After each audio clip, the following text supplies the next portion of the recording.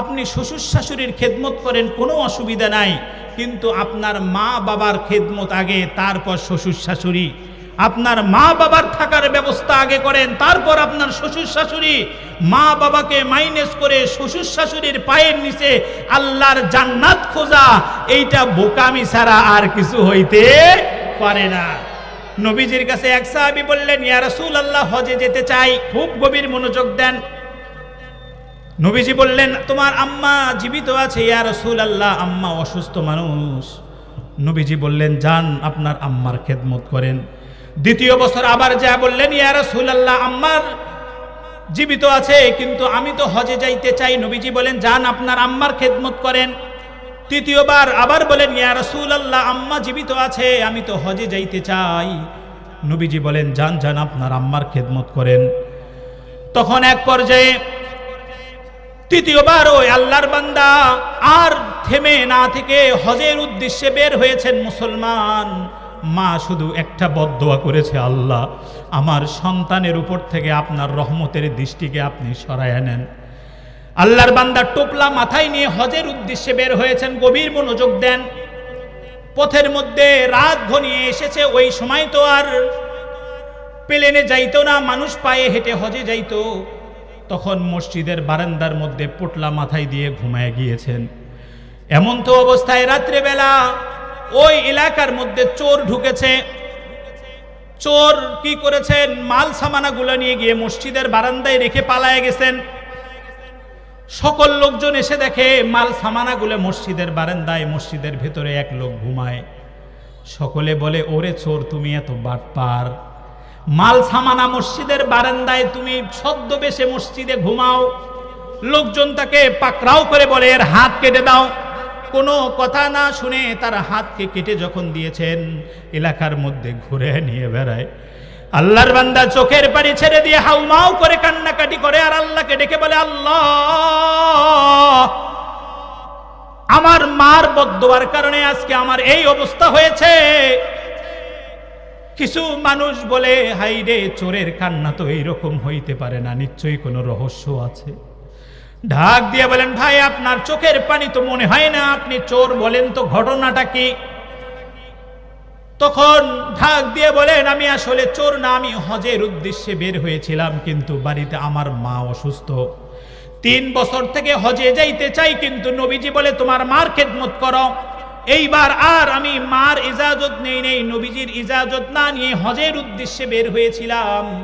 আমার মা 2 হাত তুলে বদদোয়া করেছে, আল্লাহ আমার সন্তানের উপর থেকে আপনার রহমতের চাদরকে আপনি সরায় নেন।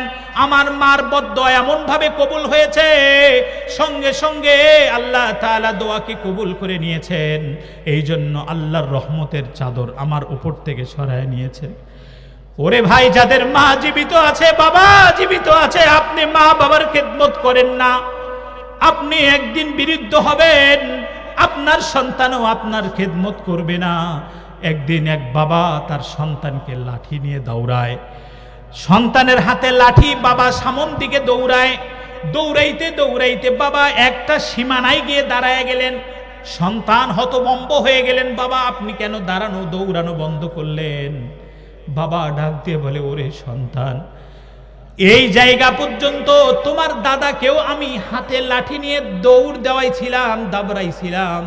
এই জায়গায় এসে তোমার দাদাকে আমি অনেক মারধর করেছি। আমার বাবার বদদোয়ার কারণে আজকে তোমার হাতের মধ্যেও লাঠি। তুমি লাঠি নিয়ে আমাকে এই জায়গায় যখন নিয়ে এসেছো, আমার ওই স্মৃতিগুলো মনে পড়ে গিয়েছে রে বাবা, আমাকে আর সামনে নিও না। যদি আমাকে এর থেকেও সামনে নিয়ে যাও, তাহলে তোমার সন্তানও তোমাকে লাঠি পিটা করে সামনে নিয়ে যাবে। ওরে পীরগঞ্জের মুসলমান, মার খেদমত করে জান্নাত অর্জন করেন। নবীজি বলেছেন, যার মা বাবা জীবিত থাকা সত্ত্বেও জান্নাত অর্জন করতে পারল না, জিবরাইল আলাইহিস সালাতু ওয়াস সালাম বলেছেন, আমাদের নবী আমিন বলে সাব্যস্ত করেছেন। এই জন্য মার খেদমত করার দরকার আছে না নাই? জোরে আওয়াজ দিয়ে বলেন, আছে না নাই? কিয়ামত আসবে, কিয়ামতের আগে কিছু আলামত, নিদর্শন নবীজি সাল্লাল্লাহু আলাইহি ওয়াসাল্লাম বর্ণনা করেছেন। তিরমিজি শরীফের 2221 নম্বর হাদিস থেকে আমি 15টা আলামত আপনাদের সামনে বলবো। কিয়ামতের আগে ভূমিকম্প কেন হয়, কিসের কারণে ভূমিধস ভূমিকম্প বিভিন্ন আযাব গজব হয়, কোন গুনাহের কারণে হয়, এই বিষয়ে 15টা আলামত আপনাদের সামনে বলবো। নবীজি সাল্লাল্লাহু আলাইহি ওয়াসাল্লাম হাদিস বর্ণনা করেছেন, আন আবি হুরায়রা রাদিয়াল্লাহু তাআলা আনহু ক্বালা ক্বালা রাসূলুল্লাহ সাল্লাল্লাহু আলাইহি ওয়াসাল্লাম ইযা তুখিদাল ফাইউ দিওয়ালান, প্রথম নম্বর, কিয়ামত আসার আগে সমাজের মধ্যে এমন একটা পাপ বেড়ে যাবে, ওই পাপের কারণে কিয়ামত সংগঠিত হয়ে যাবে, ভূমিকম্প আসতে থাকবে। সেই পাপ হচ্ছে মানুষ যখন যুদ্ধলব্ধ সম্পদ, সরকারি মালকে নিজের মাল সম্পদ মনে করবে। সরকারি মাল এটা যারা দায়িত্বশীল থাকে তাদের কাছে আমানত দেওয়া হয়, সরকারি মাল তাদের ব্যবহার করার মতো কোনো রাইট নাই। আমরা সকলেই জানি বাদশাহ আলমগীর দিল্লির বাদশাহ ছিলেন, তিনি জীবিকা নির্বাহ করতেন, নিজের হাতে টুপি সেলাই করতেন, ওই টুপি বাজারে গিয়ে বিক্রি করতেন, সেই বিক্রিকৃত টাকা দিয়ে নিজের সংসার চালাইতেন। দিল্লির মধ্যে প্রায় 80,000 কওমি মাদ্রাসাকে উনি রাষ্ট্রীয় খরচে সব খরচ বহন করতেন, কিন্তু কখনো একটি টাকাও আত্মসাৎ করেন নাই, কারণ ওই টাকা তার আত্মসাৎ করার মতো সেই ক্ষমতা আল্লাহ তাআলা ইসলামে দেয় নাই। মন চাইলেই সরকারি টাকা নিজের মতো করে ব্যবহার করবে, এটা ইসলাম বলে না। নবীজি সাল্লাল্লাহু আলাইহি ওয়াসাল্লাম বলেন, ইযা তুখিদাল ফাইউ দিওয়ালান, যখন যুদ্ধলব্ধ সম্পদ, গনিমতের সম্পদকে নিজের মতো করে ব্যবহার করতে থাকবে, তখন তোমরা ভেবে নিবা কিয়ামত অতি নিকটে আসছে। হাদিসের প্রেক্ষাপট অনুযায়ী আমাদের সমাজের মধ্যে এর প্রতিফলন হওয়া বাকি আছে না হয়ে গেছে? আওয়াজ দিয়ে বলেন, জোরে বলেন, হয়ে গেছে না বাকি আছে? বিগত সময় আমরা দেখেছিলাম সরকারি টাকার কারণে ব্রিজের কাজ আটকে থাকে, ব্রিজের রটের বদল কিছুদিন পরে ব্রিজ ভেঙে ধসে যায়, পরে গিয়ে দেখা যায় ওই জায়গার মধ্যে রড ছিল না, রটের বদল বাঁশ। কথা বলেন না কেন, ঠিক কিনা? রটের বদল বাঁশ, রাস্তাঘাটের মধ্যে পিচ দেওয়ার বদল অন্য বালু তো নাই, সিমেন্টের খবর নাই, কোন রকম রাস্তাঘাট বানায়, কিছুদিন পরেই ওই রাস্তা আর চলার উপযোগী থাকে না। বাকি টাকা কি করে? সব টাকা বাহিরের দেশে পাচার হয়ে যায়। কথা বলেন না কেন, ঠিক কিনা? জোরে আওয়াজ দিয়ে বলেন, ঠিক কিনা? সরকারে দু আলম নবী বলেন, যখন সরকারি মাল নিজের মাল সম্পদ মনে করে ব্যবহার করতে থাকবে, তখন তোমরা ধরে নিবা ভূমিকম্প, ভূমিধস হবে। সেই হাদিসের আলোকে প্রথম নম্বর আমাদের সমাজের মধ্যে বাস্তবতা হয়েছে। এই জন্য ভূমিকম্প হওয়া এটা আশ্চর্যের কোনো কিছু না। কথা কন আরেকবার, ঠিক কিনা? ওমরে ফারুক রাদিয়াল্লাহু তাআলা আনহু কেমন ভাবে রাষ্ট্র পরিচালনা করেছেন, খুব গভীর মনোযোগ দিয়ে শুনবেন পীরগঞ্জের মুসলমান। ওমর রাদিয়াল্লাহু তাআলা আনহু একবার ঘরের দরজা বন্ধ করে রাষ্ট্রের হিসাব নিকাশগুলো করতেছিলেন। ওই সময় ইলেকট্রিক বিদ্যুতের কোনো ব্যবস্থা ছিল না, মোমবাতি জ্বালায়া হিসাব নিকাশ করতে হয়। ওমর রাদিয়াল্লাহু তাআলা আনহু হিসাব নিকাশ করতেছেন, তার কিছু রিলেটিভ আত্মীয় স্বজন ঘরের দরজার সামনে গিয়ে বলে, ও ওমর, দরজা খোলো, তোমার সঙ্গে কথা আছে। ওমর রাদিয়াল্লাহু তাআলা আনহু দেখলেন তার রিলেটিভ সম্পর্কের আত্মীয় স্বজন, ভাই বেরাদার, তখন বললেন, একটু পরে তোমরা ভেতরে আসো। ওমর রাদিয়াল্লাহু তাআলা আনহু যে মোমবাতি জ্বালায়া হিসাব নিকাশ করতেছিলেন, ওই মোমবাতিটা ফু দিয়ে নিবায়া আরেকটা মোমবাতি জ্বালাইলেন। তারপরে ঘরের দরজা খুলে দিলেন, এবার তোমরা ভেতরে আসো। সবাই ভেতরে আসার পরে জিজ্ঞেস করলেন, ও ওমর, আমরা দেখতে পাইলাম প্রথমে একটা মোমবাতি জ্বালানো ছিল, আমরা ঘরের দরজা নক করার পরে ওই মোমবাতিটা নিবায় আরেকটা মোমবাতি জ্বালাইছো, ঘটনাটা খুলে বলো কি? কেমন ভাবে রাষ্ট্র পরিচালনা করেছেন, একটু গভীর মনোযোগ দেন। ওমর রাদিয়াল্লাহু তাআলা আনহু বলতে লাগলেন, যে মোমবাতি জ্বালায় আমি হিসাব নিকাশ করতেছিলাম, ওই মোমবাতিটা ছিল রাষ্ট্রের টাকায় কেনা মোমবাতি। যখন দেখলাম তোমরা আমার রিলেটিভ সম্পর্কের আত্মীয় স্বজন, তখন চিন্তা করলাম গল্পের মধ্যে তো পারিবারিক গল্প হবে, কিন্তু পারিবারিক গল্প তো আর রাষ্ট্রীয় কোনো কথা না। তখন ওই মোমবাতির আলো তো অপচয় হয়ে যাবে, আমি আল্লাহর কাঠগড়ায় কি জবাব দেব? জোরে বলেন আল্লাহু আকবার। ওমর রাদিয়াল্লাহু তাআলা আনহু কি করেছেন? ওই মোমবাতি জ্বালায়া নিজের টাকার মোমবাতি জ্বালাইছেন। বলেন এবার যে মোমবাতি জ্বালাইলাম এটা আমার নিজের টাকার কেনা। তাহলে কেমন ভাবে রাষ্ট্র পরিচালনা করেছেন? আমাদের সমাজের মধ্যে রাষ্ট্র পরিচালনা এমন ভাবে হয়, নিজের পকেট যেখানে রাষ্ট্রের রায় দেয় সেখানে। আরেকবার বলবেন কেন, ঠিক কিনা? অনেক সময় দেখা যায় রাত্রেবেলা বিচারের আইন হয় একটা, সকালবেলা নেতা যায় রায় দেয় আরেকটা। তার মানে রাতের মধ্যেই নিজের পকেট গরম হয়েছে। নেতার পকেট গরম হওয়ার কারণে রাত্রেবেলা রায় ছিল একটা, সকালে রায় হয় একটা। এই জন্য আমাদের সমাজে শান্তি নাই। আমাদের সমাজে যদি শান্তি আনতে হয়, ইসলামী ব্যবস্থা ছাড়া সমাজে শান্তি আসবে না। প্রথম নম্বর ছিল ইদা তুকিদাল ফাইউ দিওয়ালান। দ্বিতীয় নম্বর ওয়াল আমানাতু মাগনামান। আমানতকে গনিমত মনে করে ব্যবহার করবে। আমাদের সমাজের মধ্যে অনেক সময় আমানত রাখা হয়। ভাই এই টাকাটা আপনার কাছে আমানত রেখে দিলাম, এই আমানত কিছুদিন পর যখন ওই ব্যক্তি নিতে আসে তখন বলে তোমার আমানত টাকা তো আমি খেয়ে ফেলছি। বরংস টাকা তো দেয় না, টাকা চাইতে আসলে আরো বিভিন্ন ধরনের অত্যাচার জুলুম করে। কথা বলেন না কেন, ঠিক কিনা? এক ভাই আরেক ভাইয়ের কাছে কিছু টাকা রেখেছেন, ভাই এই টাকাটা একটু রাখো, আমার বাড়িতে চোর ডাকাতের ভয় আছে। কিছুদিন পর যখন টাকা চাইতে আসে তখন বলে ওই টাকা তো শেষ করছি আমি, কিন্তু বরংস দেখা যায় টাকা চাইতে আসলে আরো বড় শাস্তি দেয়। নবীজি সাল্লাল্লাহু আলাইহি ওয়াসাল্লাম বলেন, যখন আমানতকে নিজের মতো করে ব্যবহার করবে, আমানতের খেয়ানত করবে, তখন তোমরা ভেবে নিবা কিয়ামত অতি নিকটেছে। তখন একটার পর একটা আযাব গজব আসতে থাকবে, ভূমিকম্প ভূমিধস আসতে থাকবে।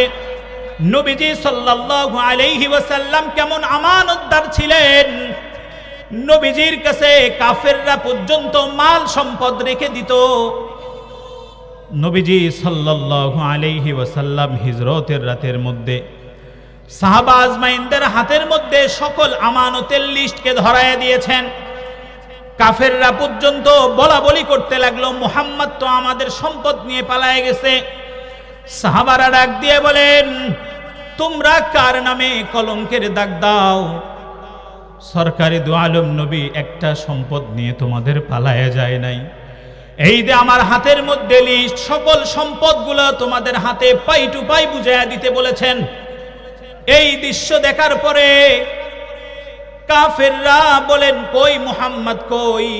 মুহাম্মদকে দেখায় দাও। মুহাম্মদের হাতে হাত রেখে কালিমা পড়ে মুসলমান হয়ে যায়। জোরে বলেন সুবহানাল্লাহ।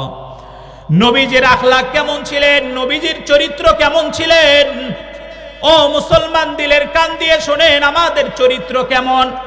ভোটের আগে, ইলেকশনের আগে বলেন নেতার চরিত্র ফুলের মতো পবিত্র, কিন্তু ইলেকশন যখন চলে যায় তখন বলে হায় সর্বনাশ, এই নেতার চরিত্র তো সবচেয়ে বড় জঘন্য। কথা কন ঠিক কিনা? নবীজি সাল্লাল্লাহু আলাইহি ওয়াসাল্লাম মসজিদে নববীর মধ্যে বয়ান করতেছেন। একজন বিদুইন কাফের, সে রাসূলের চরিত্রর গুণাবলী শুনে রাসূলকে দেখার জন্য এসেছে।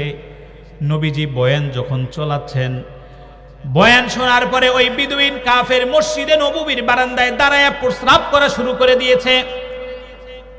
সকল সাহাবা আজমাইন রিদওয়ানুল্লাহু তাআলা আলাইহিম যায় ওই ব্যক্তিকে থামানোর জন্য চেষ্টা করেন। নবীজি ডাক দিয়ে বলেন, ও সাহাবারা, তোমরা তার প্রস্রাবকে থামায় না, কারণ সে যদি প্রস্রাব থামায় দেয় তাহলে তার শারীরিক ক্ষতি হইতে পারে। আমাদের নবী ছিলেন শুধু নবী নয়, আমাদের নবী ছিলেন একজন বিজ্ঞানী, একজন দার্শনিক ছিলেন। আমাদের নবীকে আল্লাহ তাআলা আসমানের শুরু থেকে শেষ পর্যন্ত যত ইলম আল্লাহ তাআলা আমাদের নবীকে দিয়েছেন, এই জন্য আমাদের নবীকে ইমামুল আম্বিয়া বলা হয়, আমাদের নবীকে শেষ নবী বলা হয়। আনা খাতাবুন নবিয়্যিন লা নবিয়্যা বাদি, আমাদের পরে আর কোনো নবী আসবে না। কিন্তু আমাদের সমাজের মধ্যে কিছু নামধারী কাফের তারা নিজেকে নবী হিসেবে দাবি করে। গোলাম আহম্মদ কাদিয়ানী নিজেকে নবী হিসাবে দাবি করেছে। নবীর পরে নবী নাই। কেউ যদি নিজেকে নবী হিসাবে দাবি করে, বলেন তো সে নবী না ভণ্ড? জোরে বলেন, নবী না ভণ্ড? সে শুধু ভণ্ড নয়, সে কাফের। সে কি? জোরে বলেন। কাদিয়ানীরা নিজেদেরকে নবীও দাবি করে, তার মানে কাদিয়ানীরা মুসলমান নয়। কাদিয়ানীরা আওয়াজ দিয়ে বলেন কি? আওয়াজ দিয়ে বলেন, কাদিয়ানীরা কাফের। কাদিয়ানীরা কাফের। যে কাদিয়ানীরা কাফের কেন? কাদিয়ানীরা নিজেকে নবী হিসাবে দাবি করেছে, কিন্তু আমাদের নবী তো শেষ নবী, আখিরি নবী। আনা খাতামুন নবিয়্যিন লা নবিয়্যা বাদি। তাহলে কাদিয়ানীদেরকে রাষ্ট্রীয়ভাবে যতক্ষণ পর্যন্ত কাফের ঘোষণা না করবে, বাংলার মুসলমান ঘরে ঘুমাইতে পারে না। কারণ নবীয়তের চাদর নিয়ে কাফেররা এরকম ভাবে টানাটানি করবে, নবীর সম্মান ইজ্জত নিয়ে টানাটানি করবে, বাংলার কোনো মুসলমান সহ্য করতে পারে না। ঠিক কিনা বলেন? এই জন্য নবীজি সাল্লাল্লাহু আলাইহি ওয়াসাল্লাম বলেন, ও সাহাবারা, তোমরা তাকে বাধা দিও না, প্রস্রাব শেষ করতে দাও। ওই বিদুইন কাফের প্রস্রাব শেষ করার পরে বলতেছেন, তুমি কোথা থেকে এসেছো? বলে, ইয়া রাসূলুল্লাহ, ইয়া হাবিবাল্লাহ, আপনার চরিত্রের গুণাবলী শুনে আমি এসেছি। তখন নবীজি সাল্লাল্লাহু আলাইহি ওয়াসাল্লাম বলেন, এই জায়গা তো আমাদের ইবাদতের স্থান, এই জায়গার মধ্যে প্রস্রাব করা যায় না, তুমি এই জায়গার মধ্যে আর কখনো প্রস্রাব করিও না। তখন ওই বিদুইন কাফের যখন চলে যায়, আমাদের নবী, মায়ার নবী তাকায়া দেখেন তার পায়ের মধ্যে জুতা নাই। ডাক দিয়ে বলেন, আপনার পায়ের মধ্যে জুতা কোথায়? বলে, ইয়া রাসূলুল্লাহ, ইয়া হাবিবাল্লাহ, আমি অনেক অসহায় মানুষ, আমার জুতা কেনার মতো পয়সা নাই। নবীজির নিজের ব্যবহৃত জুতা মুবারক দিয়ে দিয়েছেন। আবার যখন যায়, নবীজি সাল্লাল্লাহু আলাইহি ওয়াসাল্লাম দেখলেন এই মরুভূমির মধ্যে সে যদি হেঁটে যায় তার তো অনেক কষ্ট হবে। আবার ডাক দিয়ে বললেন, আপনার বাহন কোথায়? ইয়া রাসূলুল্লাহ, আমার তো বাহন নাই। নবীজি সাল্লাল্লাহু আলাইহি ওয়াসাল্লাম নিজের ব্যবহৃত উটটা দিয়ে দিলেন। আল্লাহর বান্দা চিন্তা করেন, এমন মানুষের ব্যবহার কি হইতে পারে? তাদের ইবাদতের জায়গার মধ্যে প্রস্রাব করে দিলাম, আমাকে একটা ধমক দেওয়া থাকলো দূরের কথা, একটা ধমক পর্যন্ত দিল না। নিজের ব্যবহৃত জুতা মুবারক আমাকে দিয়ে দিল, নিজের ব্যবহৃত উট আল্লাহর জন্য আমাকে দিয়ে দিল। তার গোত্রের লোকদের যায় বলেন, তোমরা আর দেরি করিও না, এমন একজন মানুষের সন্ধান পেয়েছি, যে মানুষের আখলাক দেখে আমার মন চাচ্ছে এখনই তার হাতে হাত রেখে কালিমা পড়ে মুসলমান হয়ে যায়। গোত্রের লোক বলে, তুমি কি ঘটনা শুনাইলা?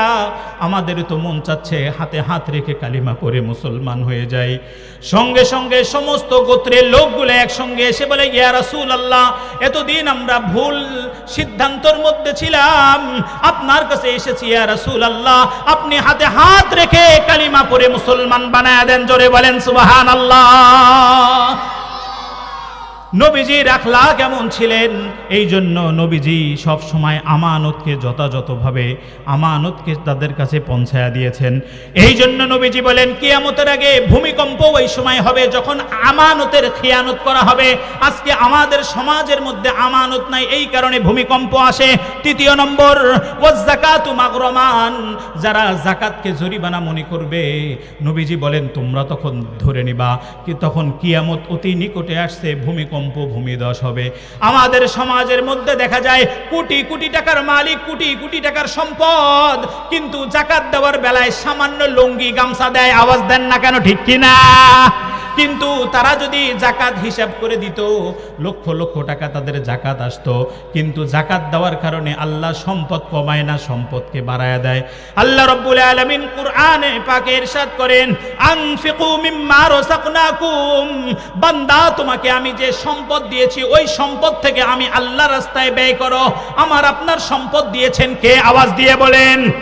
আল্লাহর নামটা জোরে আওয়াজ দিয়ে বলেন কে? আমাদের সম্পদ দিয়েছেন আল্লাহ। আল্লাহ তাআলা বলেন, ও বান্দা, এই সম্পদের দায়িত্ব তোমাকে দিয়েছি, বন্টনের দায়িত্ব দিয়েছি। আমাদের সমাজের বিভিন্ন ধরনের কোম্পানি আছে, কোম্পানিতে একজন ম্যানেজার থাকে, ওই ম্যানেজারের দায়িত্ব দেওয়া থাকে সবার বিল তুমি দিয়ে দিবা। বিল দিতে যেমন তার কষ্ট হয় না, কারণ টাকাটা তার না, টাকাটা হচ্ছে কোম্পানির, তাকে দায়িত্ব দেওয়ার কারণে টাকা দেয়। তার মানে আল্লাহ আমাদেরকে সম্পদ দিয়েছেন, এই সম্পদের দায়িত্ব আল্লাহ তাআলা যাদের সম্পদশালী তাদেরকে দিয়েছেন। সঠিকভাবে যখন যাকাত দিবে না, নবীজি বলেন তখন কিয়ামত অতি নিকটে, ভূমিকম্প, ভূমিধস হবে। একজন বিদুইন কাফের মহিলা, সে নবীজির কাছে এই ঘটনা শুনেছেন যে যাকাত দেয়, তার সম্পদ হেফাজত করেন একমাত্র আল্লাহ। তখন ওই মহিলা চিন্তা করলেন, আমি প্রতি বছর যাকাত দেব, দেখি আমার সম্পদ আল্লাহ কেমন করে হেফাজত করে। খুব গভীর মনোযোগ দেন। তখন ওই মহিলা কি করলেন, প্রতি বছর যাকাত দিতে লাগলেন। একদিন তার গোডাউনের কর্মচারী এসে বলে, ওই মহিলা, আপনার গোডাউনের পাশে আগুন লেগেছে, কিছুক্ষণের মধ্যে আপনার গোডাউন তো পুরে ছারখার হয়ে যাবে। এই মহিলা ডাক দিয়ে বলে, যাও যাও, তোমার কাজ তুমি করো, তোমাকে ওই চিন্তা করা লাগবে না। আবার কিছুক্ষণ পরে এসে বলে, আপনি যদি না আপনার মাল সামানা রক্ষা না করেন, কিছুক্ষণের মধ্যে আপনার গোডাউন পুরে ছারখার হয়ে যাবে। তখন মহিলা আবারও ধমক দিয়ে বলেন, যাও, তোমার কাজ তুমি করো। তৃতীয়বার এসে বলে, আপনার কেমন করে এত আত্মবিশ্বাস ছিল, আমরা দেখতে পাইলাম আপনার গোডাউনের কাছে আসা মাত্রই আগুনটা নিভে গেল। জোরে বলেন সুবহানাল্লাহ। মহিলা ডাক দিয়ে বলে, আমি মুহাম্মাদের জবান থেকে শুনেছিলাম যে ব্যক্তি যাকাত দেয় তার সম্পদ নাকি আল্লাহ হেফাজত করে। বলেন, কে হেফাজত করে? আল্লাহ তাআলা হেফাজত করে। এই জন্য আমি যাকাত দিয়েছিলাম পরীক্ষা করার জন্য, আমার পরীক্ষা হয়েছে। কই মুহাম্মদ কই? নবীজির কাছে গিয়ে বলেন, ইয়া রাসূলুল্লাহ, আমার আল্লাহর প্রতি বিশ্বাস স্থাপন হয়েছে, আপনি আমাকে আর দেরি করবেন না, আমি কালিমা পড়ে মুসলমান হইতে চাই। বলেন আল্লাহু আকবার। এই জন্য নবীজি বলেন, ওয়াজ যাকাতু মাগরামান, যাকাতকে জরিমানা মনে করলে তখন কিয়ামত আসার অতি নিকটে আসছে, তখন ভূমিকম্প, ভূমিধস হয়ে যাবে। এই জন্য যাকাত সঠিকভাবে দিতে হবে। 4 নম্বর, ওয়া তুআল্লিমা লিগাইরিদ্দিন, যারা দিন অর্জন করবে দুনিয়া অর্থ কামানোর জন্য, কিন্তু দিন শিক্ষা, দিন প্রচার করা একমাত্র কার জন্য করতে হবে? আওয়াজ দিয়ে বলেন, আল্লাহ তাআলার জন্য করতে হবে। কিন্তু দুনিয়ার জোশ ক্ষতির জন্য দিন প্রচার করে, আল্লাহ তাআলার কাঠগড়ায় যখন দাঁড়াবে তখন বলবে, তুমি তো বড় আলেম ছিলা, দুনিয়াতে তোমাকে মানুষ বড় আলেম হিসাবে চিনত, আজকে তোমার যা পাওয়ার তুমি দুনিয়াতে পেয়েছো, যাও যাও, তুমি জাহান্নামে চলে যাও। তখন ওই বড় আলেম জাহান্নামে যাবে। কিয়ামতের দিন 3 ব্যক্তিকে আল্লাহ তাআলা কঠিনভাবে জবাব দিবেন, জবাবদাহিতা করবেন। প্রথম নম্বর হচ্ছে, একজন আলেমকে দাঁড় করায় বলবেন, তুমি তো আলেম ছিলা, তুমি দিন প্রচার করেছো দুনিয়া কামাইয়ের জন্য, দুনিয়া কামাই তুমি করেছো, আখেরাতে কিছু নেই, তুমি জাহান্নামে যাও। দ্বিতীয় এমন একজন ব্যক্তিকে ডাকবেন, যে ব্যক্তি ছিল দুনিয়াতে বিচারক। অনেক সময় আমাদের সমাজের মধ্যে অনেকেই আছে বিচার করে, গ্রামের নেতা আছে, কিন্তু তারা আল্লাহর কাঠগড়ায় দাঁড়ায় বলবে, রব্বুল আলামিন আপনাকে সন্তুষ্টির জন্য ন্যায় বিচার করেছি। আল্লাহ রব্বুল আলামিন বলবেন, না না, তুমি তো ন্যায় বিচার করো নাই, তুমি তো দুনিয়া কামাইয়ের জন্য বিচার করেছ। তোমার রায় দেওয়ার দরকার ছিল একটা, রাত্রেবেলা তোমার পকেট ভারী হয়েছে, সকালবেলা তুমি রায় দিয়েছো আরেকটা। এমন নেতা আমাদের সমাজে আছে নে নাই? জোরে বলেন, আছে নে নাই? এমন নেতা আমাদের সমাজের মধ্যে আছে, রাত্রেবেলা রায় দেয় একটা, সকালবেলা বলে অমুকের ফাঁসি। সবাই আশ্চর্য হয়ে যায়, নির্দোষ মানুষকে কেন ফাঁসি দেয়? তার মানে রাতের মধ্যে নেতার পকেট গরম। এই জন্য আল্লাহ তাআলার কাঠগড়ায় দাঁড় হইতে হবে। তৃতীয় নম্বর, আরেক ব্যক্তি দাঁড় হবেন, দানশীল, অনেক দান করেছেন। আল্লাহ তাআলা বলবেন, তুমি তো আমার সন্তুষ্টির জন্য দান করো নাই, যাও যাও, তুমি জাহান্নামে যাও।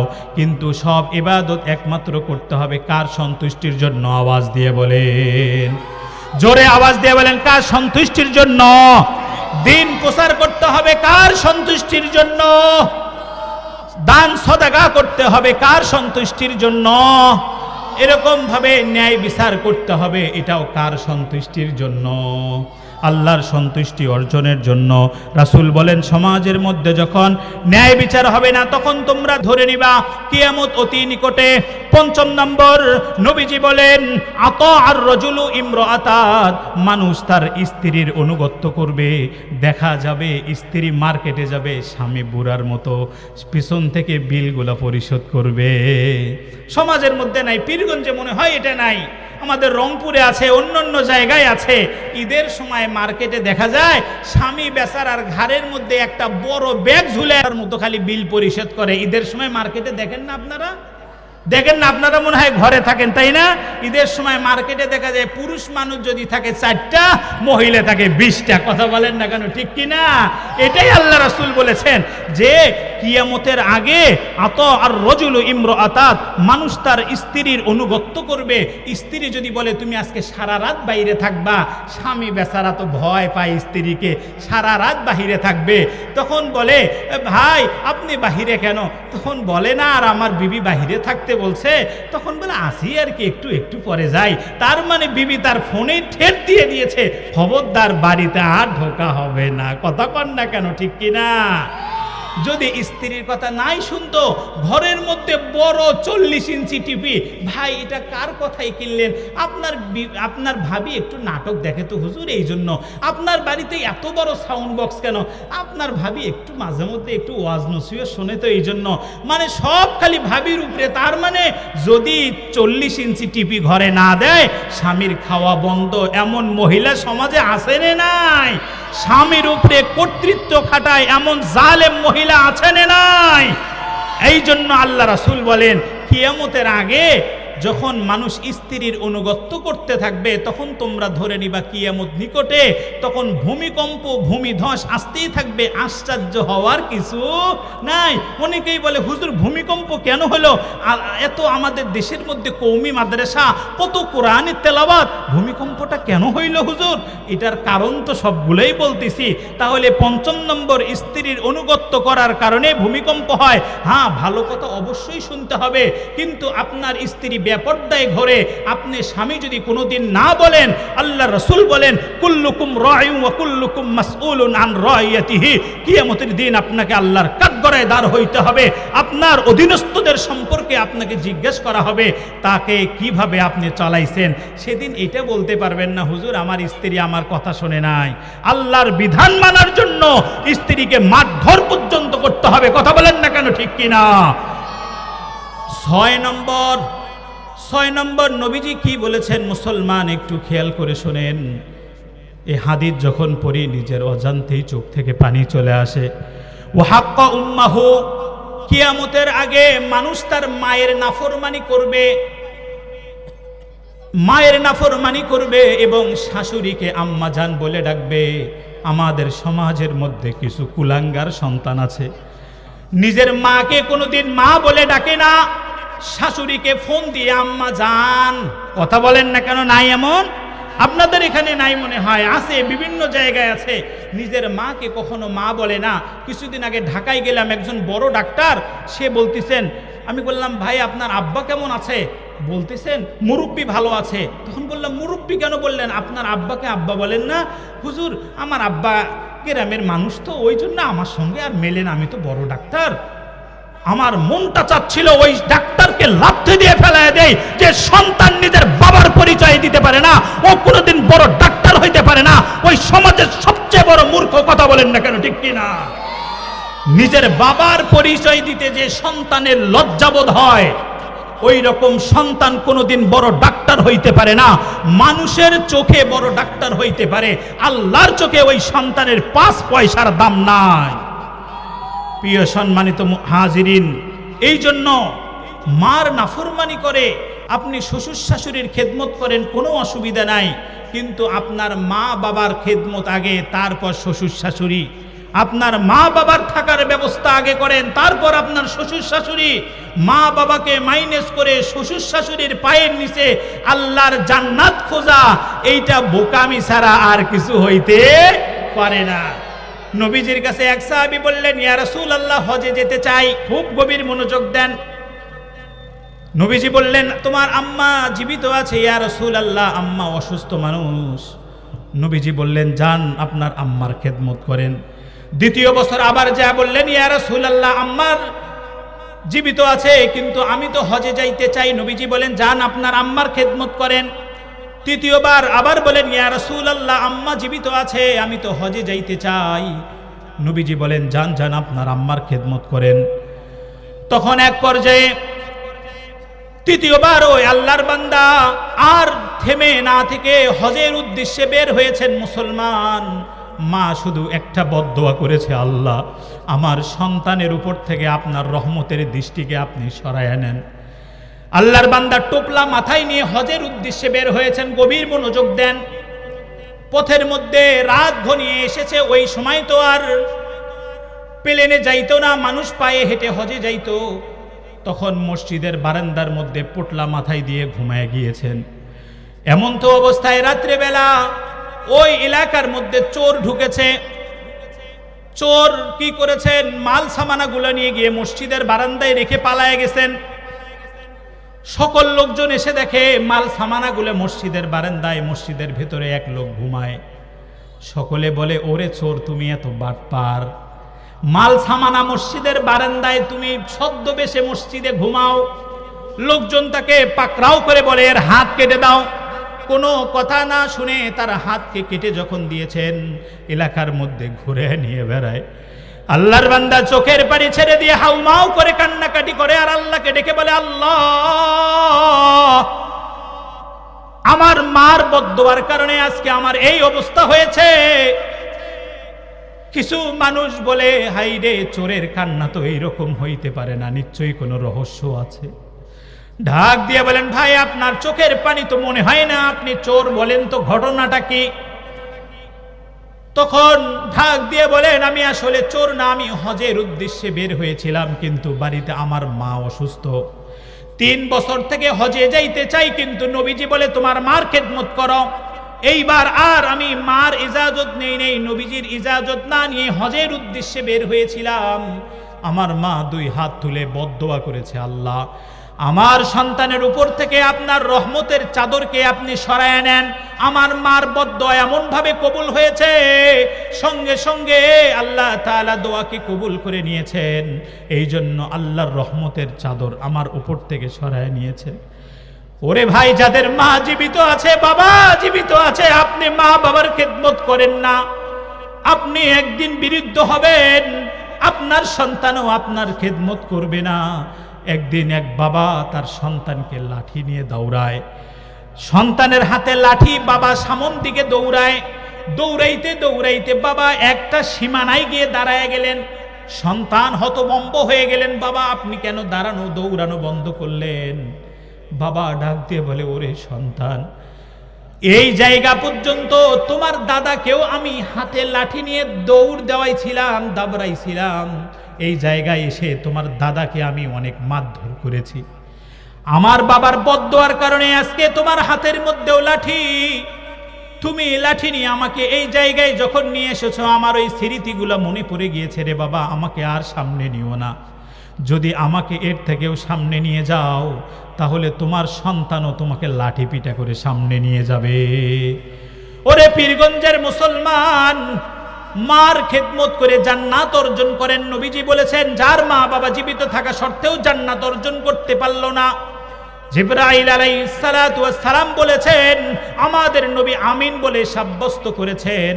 এই জন্য মার খেদমত করার দরকার আছে না নাই? জোরে আওয়াজ দিয়ে বলেন, আছে না নাই? এখন অনেকেই বলবেন, হুজুর আমার মা তো জীবিত নাই, বাবা তো জীবিত নাই, মাকে কাফনের কাপড় দিয়ে পেঁচা কবরস্থ করেছি, মার খেদমত কেমন করে করব? এর জন্যই আপনাদের জন্যই এই মাদ্রাসা, মহিলা মাদ্রাসা। এখানে যখন আপনি দান করবেন, তখন এই সব আল্লাহ তাআলা কবরের মধ্যে পৌঁছায়া দিবেন। মানুষ মারা যাবার সঙ্গে সঙ্গে তার সবের দরজা বন্ধ হয়ে যায়। নবীজি হাদিসে পাকের মধ্যে বলেন, ইতবাউল মাইয়িত সালাসাতুন আহলুহু ওয়া মালুহু। মানুষ মারা যাওয়ার সঙ্গে সঙ্গে তার সঙ্গে কবরে 3টা জিনিস যায়। কয়টা জিনিস? জোরে বলেন কয়টা? 3টা জিনিস যায়। ইতবাউল মাইয়িত সালাসাতুন, আহাল পরিজন ইতবাউল মাইয়িত সালাসাতুন আহলুহু ওয়া মালুহু, কিছু আহাল পরিজন কবর পর্যন্ত যায়, আর কিছু মাল সামানা কবর পর্যন্ত যায়, কবর খনন করার জন্য কোদাল বিভিন্ন কিছু যায়। দুইটা জিনিস ফেরত আসে, কারো সঙ্গে কারো আত্মীয় স্বজন কবরে থাকে না, মাল সামানাগুলোও থাকে না, ফেরত আসে। কিন্তু ওয়ায়াবকা মিম্মা আমালু, তার সঙ্গে একটা জিনিস থাকে, সেই জিনিসটার নাম কি বলেন? আমল। কি জিনিসটার নাম কি? আমল। এই জন্য মা বাবার জন্য দান করতে হবে, এই জন্য মা বাবার নাফরমানি করা যাবে না।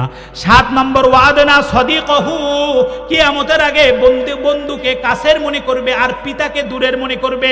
আমাদের সমাজের মধ্যে বাবা যদি একটা কথা বলে বাবা সময় নেই, আমার বন্ধু ডেকেছে, বন্ধুর ডাকের মধ্যে সাড়া দেয় কিন্তু বাবার কথা শোনে না। নবীজি বলেন তখন কিয়ামত অতি ঘনিয়ে আসবে, তখন ভূমিকম্প ভূমিধস হয়ে যাবে। 8 নম্বর ওয়াজহারাতিল কায়নাতু ওয়াল মাসাজিদ, কিয়ামতের আগে মসজিদগুলো সুন্দর হবে কিন্তু মুসল্লি থাকবে না। আমাদের সমাজের মধ্যে দেখা যায় মসজিদগুলো অনেক সুন্দর কিন্তু মুসল্লি খুঁজে পাওয়া যায় না। আগের যুগে মসজিদ ছিল কাঁচা, মানুষের ঈমান ছিল পাকা, এখন মসজিদ হইছে পাকা, মানুষের ঈমান হইছে কাঁচা। এই জন্য মসজিদে যাওয়ার দরকার আছে না নাই? এই জন্য রাসূল বলেন যখন মসজিদগুলো সুন্দর হবে, মুসল্লি কমে যাবে, তখন তোমরা ধরে নিবা কিয়ামত অতি নিকটে চলে আসছে, তখন ভূমিকম্প ভূমিধস হবে। 10 নম্বর ওয়াউকরিমার রাজুলু মাখাফাত শাররিহি, মানুষ মানুষকে সম্মান করবে তার অনুগত্য থেকে বাঁচার জন্য। একজন বড় বাটপার, সে জানে সে বাটপার, কিন্তু যদি সালাম না দেয়, না জানি কোন সময় মাথায় পিস্তল ধরে, পিস্তলের ভয়ে সালাম দিবে, স্যার বলে সম্মান করবে, কিন্তু চলে যাওয়ার পরে বলবে এর মতো বাটপার দুনিয়াতে নাই। কথা বলেন ঠিক কিনা? অফিসের বড় বস জানে সে ঘুষখোর, কিন্তু যদি সালাম না দেয়, আমার তো কালকে চাকরি শেষ, অফিসের বসকে সালাম দেয়, পরে বলে ভাই আপনি সালাম দিলেন, লোকটা মনে হয় ভালো। আরে ভাই ভালো না, এর মতো জালেম আমাদের অফিসে একটাও নাই, সালাম কেন দিলেন? সালাম না দিলে চাকরি শেষ। এই জন্য নবীজি বলেন মানুষ মানুষকে সম্মান করবে তার অনুগ্রহ থেকে বাঁচার জন্য। এই জন্য যখন এই সমস্ত কাজ হবে, তখন কিয়ামত অতি নিকটে চলে আসবে। আমি সংক্ষেপে শেষ করে দেই। 11 নম্বর ওয়াজহারাতিল কায়নাতু ওয়াল মাআজিফ, কিয়ামতের আগে গান বাদ্যযন্ত্র বেশি হয়ে যাবে। আগের যুগে সিনেমা দেখার জন্য মানুষ অনেক দূরে যায় দেখতো, এখন কাফের মুশরিক বেদিনরা চিন্তা করছেন মুসলমানরা আর সিনেমা হলে যাবে না, সিনেমা এখন আর যাইতে হয় না, সবার পকেটে পকেটে সিনেমা হল আছে না নাই? সবার পকেটে সিনেমা হল, মন চাইলেই যেমন ছবি দেখতে পায়। ঘরের দরজা বন্ধ করে যদি অন্যায় ও ফাহিশা কাজ করে, দুনিয়ার কেউ জানে না, একমাত্র জানেন কে? আল্লাহ তাআলা জানেন। এই জন্য আল্লাহ রাসূল বলেন যখন গান বাদ্য বেশি হয়ে যাবে, আজকে ওয়াজ মাহফিলে লোক খুঁজে পাওয়া যায় না, এখনই বড় একটা শিল্পী নিয়ে আসেন, লোকের জায়গা দেওয়া যাবে না। কথা কন ঠিক কিনা? এই জন্য গান বাদ্য যখন বেশি হবে, তখন সমাজের মধ্যে কিয়ামত ঘনিয়ে আসার আলামত, ভূমিকম্প ভূমিধস হবে। তারপরে 12 নম্বর ওয়াশুরিবাতিল খুমুর, কিয়ামতের আগে মদ্যপান বেড়ে যাবে, মদ জুয়া বেড়ে যাবে। এখন এমন অবস্থায় ক্লাস 5-এ পড়ে ইয়াবা গাজা বিভিন্ন নেশার সঙ্গে অ্যাডিক্টেড। কথা বলেন ঠিক কিনা? ছোট ছোট বাচ্চা স্কুলে যায়, বিভিন্ন নেশার সঙ্গে দ্রব্যের অ্যাডিক্টেড। এই জন্য রাসূল বলেছেন তখন কিয়ামত আসবে এবং ভূমিকম্প ভূমিধস হবে। 13 নম্বর ওয়ালু আনা আখিরু হাদিহিল উম্মতি আউওয়ালাহা, এক উম্মত আরেক উম্মতকে গালি দিবে। ইমাম আবু হানিফাকে নিয়ে তারা কটূক্তি করবে, বড় বড় আকাবিরদেরকে নিয়ে তারা কটূক্তি করবে, সমালোচনা করবে। অমুক বড় আলেম কি জানে, অমুক আকাবির কি জানে, আমি সব থেকে বড় পণ্ডিত, বাংলা বুখারী পড়ে বড় আলেমের বিরুদ্ধে ফতোয়া দিবে। এমন মানুষ সমাজে আছে না নাই? আছে। তখন আল্লাহ রাসূল বলেন কিয়ামত নিকটে আসবে, ভূমিকম্প ভূমিধস হবে। তারপরে 14 নম্বর আইয়ারফা ইলিম, কিয়ামতের আগে ইলিমকে উঠায় নেওয়া হবে। কেন? ইলিম যখন না থাকবে তখন মানুষ তো মূর্খতার দিকে সয়লাভ হয়ে যাবে। কিয়ামতের আগে নামে শুধু কোরআন থাকবে, কিন্তু ইলিমকে আল্লাহ তাআলা উঠায় নেবেন। 15 নম্বর ওয়ায়াকসিরুজ জাহিল, কিয়ামতের আগে মূর্খতা বেড়ে যাবে। মূর্খতা বেড়ে যাওয়ার কারণে তারা পথভ্রষ্ট হয়ে যাবে। মূর্খতা যখন বেড়ে যাবে, আল্লাহ এবং আল্লাহর রাসূলকে নিয়ে তারা কটূক্তি করতেও দ্বিধাবোধ করবে না। আল্লাহ এবং আল্লাহ রাসূলকে নিয়েও সমালোচনা করতে দ্বিধাবোধ করবে না। আল্লাহ তাআলা বলেন, কুল ইন কানা আবাউকুম ওয়া আবনাউকুম ওয়া ইখওয়ানুকুম ওয়া আজওয়াজুকুম ওয়া আশীরাতুকুম ওয়া আমওয়ালুন ইকতারাফতুমুহা ওয়া তিজারাতুন তাখশাউনা কাসাদাহা ওয়া মাসাকিনু তারদাউনাহা আহাব্বা ইলাইকুম মিনাল্লাহ ওয়া রাসূলিহি ওয়া জিহাদিন ফি সাবিলিহি ফাতারাব্বাসু হাত্তা ইয়াতিয়াল্লাহু বিআমরি, যে যতক্ষণ পর্যন্ত তুমি প্রকৃত মুমিন হইতে পারবা না, যতক্ষণ পর্যন্ত আমি আল্লাহকে না ভালোবাসবা, আমার রাসূলকে ভালো না বাসবা, ততক্ষণ পর্যন্ত তুমি প্রকৃত মুমিন হইতে পারবে না। যতক্ষণ পর্যন্ত তোমার মা বাবার থেকে বেশি ভালোবাসবা আমার নবীকে, ততক্ষণ পর্যন্ত তুমি প্রকৃত মুমিন হইতে পারবে না। আমি আবারও শেষ কথা বলে শেষ করতে চাই যে আজকে আমাদের বাংলাদেশে আজকে যারা নবীর পরে নবী নাই এটা জানার পরেও নবীয়তি দাবি করে, কাদিয়ানীদের সঙ্গে কোনো মুসলমানদের সম্পর্ক থাকতে পারে না, কোনো কাদিয়ানীদের সঙ্গে মুসলমান উঠা বসা করতে পারে না। কাদিয়ানীদেরকে রাষ্ট্রীয়ভাবে বয়কট করতে হবে। কোনো মুসলমান যদি এটা বিরোধিতা করে ওই মুসলমানকেও বয়কট করতে হবে। কথা বলেন না কেন, ঠিক কিনা? নবীর পরে কেউ যদি নবী দাবি করে আপনারা বিশ্বাস করবেন? আপনারা বলেন না কেন বিশ্বাস করবেন? এই জন্য কাদিয়ানীদেরকে রাষ্ট্রীয়ভাবে কাফের ঘোষণা করতে হবে। আল্লাহ রাসূল সাল্লাল্লাহু আলাইহি ওয়াসাল্লাম বলেন, এই 15টা কাজ যখন চলে আসবে, ফালইয়ারতাকিবু ইনদা রিহান হামরা ওয়া জালজালা ওয়া কাসফা ওয়া দাব্বাতান ফাতুফিয়া আলাল আর, যে তখন তোমরা দেখবা ভূমিকম্প হবে, ভূমিধস হবে, রক্তিম বৃষ্টি হবে এবং একটার পর একটা বিপদ এমনভাবে আসবে, একটা তসবির দানার সুতা কেটে দিলে যেমন একটার পর একটার গুটি টপ টপ করে পড়তে থাকবে, যখন এই 15টা কাজ সমাজে বাস্তবায়ন হবে একটার পর একটা বিপদ আপদ আসতেই থাকবে। আল্লাহ তাআলা আমাদের সকলকে এই 15টি কাজ থেকে আল্লাহ তাআলা আমাকে সহ আপনাদের সকলকেই বিরত থাকার তৌফিক আল্লাহ দান করেন। সকলে বলি আল্লাহুম্মা আমিন।